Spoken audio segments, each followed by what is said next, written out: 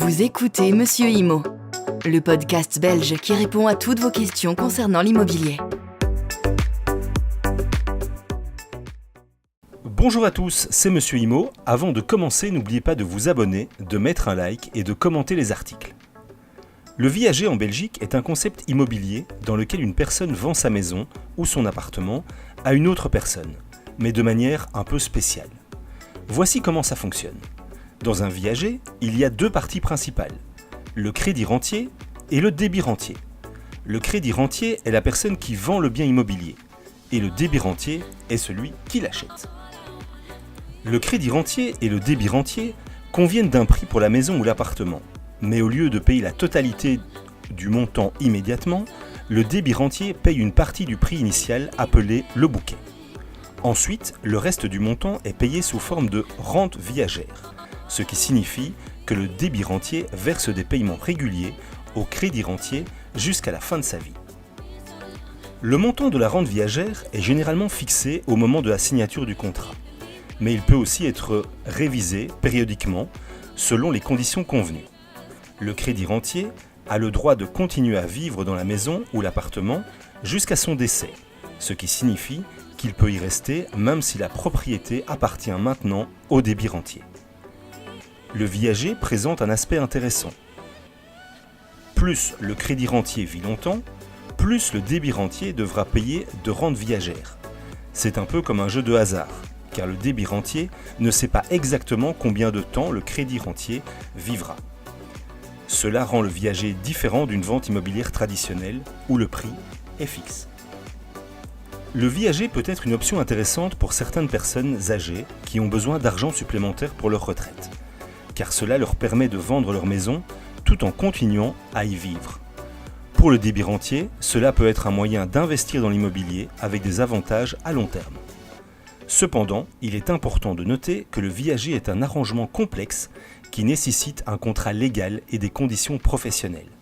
Si vous envisagez un viager en Belgique, il est recommandé de consulter un notaire ou un professionnel du droit spécialisé dans les ventes de viagers pour vous guider dans le processus. Parlons maintenant des avantages et des inconvénients. Les avantages pour l'acheteur. Si le vendeur venait à décéder rapidement, vous pourriez faire une bonne affaire. Comme le paiement se fait par tranche, via le paiement de la rente mensuelle, vous ne devez pas nécessairement souscrire un emprunt pour réaliser cet achat immobilier. Un emprunt sera peut-être nécessaire si le bouquet est élevé, mais vous ne pourrez pas souscrire un emprunt hypothécaire pour financer ce type d'achat immobilier. Les inconvénients pour le vendeur. Vous perdez la pleine propriété de votre bien immobilier et vous ne pourrez donc pas le transmettre à vos héritiers. Vous prenez le risque que l'acheteur ne paye pas les rentes dues. Ce risque est néanmoins limité par une série de mesures que le notaire peut mettre en œuvre lors de la création du contrat de vente. Une date limite est souvent fixée pour le paiement de la rente viagère. Si vous êtes encore en vie à cette date, vous perdez ce revenu mensuel supplémentaire dont vous bénéficiez. Les inconvénients pour l'acheteur. Le vendeur peut très bien largement dépasser l'espérance de vie reprise dans les tables de mortalité. L'achat du bien immobilier peut, dans ces conditions, devenir très onéreux. À cet égard, pour éviter de mauvaises surprises, il est possible de stipuler une date limite au paiement de la rente. Vous ne pouvez prétendre à aucune déduction fiscale pour un achat immobilier avec une rente viagère. Vous ne pourrez pas directement occuper le bien immobilier acheté si le contrat spécifie que le vendeur peut occuper le bien immobilier jusqu'à son décès. Certains contrats prévoient le paiement d'une somme importante dès l'acte de vente. Cette somme s'appelle le bouquet. Si vous devez payer un bouquet élevé, pour lequel vous devez souscrire un emprunt, vous devrez opter pour un crédit à la consommation.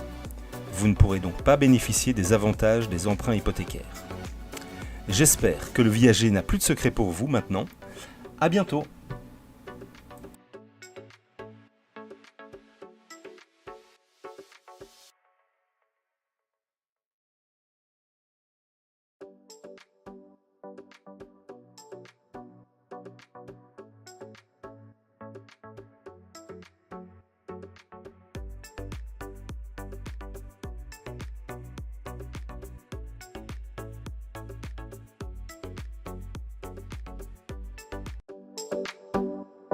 Le contenu vous a plu ?